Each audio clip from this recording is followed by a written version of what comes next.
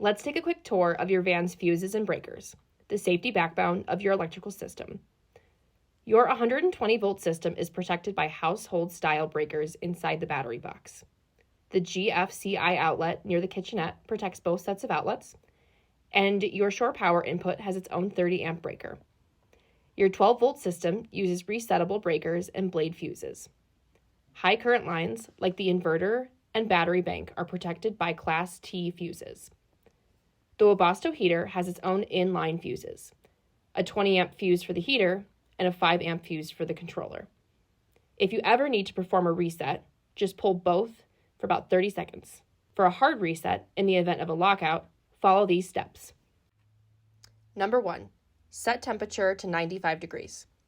Number 2, turn heater on. Number 3, while the heater controller is on, regardless of whether the heater itself is responsive or not, pull the yellow 20-amp fuse out. Do not pull the black 1-amp fuse out. Number 4, while the 20-amp fuse is out, wait 5 seconds and turn the heater controller off. Number 5, if the 20-amp fuse is intact, put it back in while the controller/heater is off. Number 6, once the 20-amp fuse is back in, turn the heater back on. Number 7, let the heater cycle on. Hopefully, this actually resets the heater and it starts functioning normally. Number 8, let the heater run at that temperature for at least 30 minutes before turning off or lowering the temperature.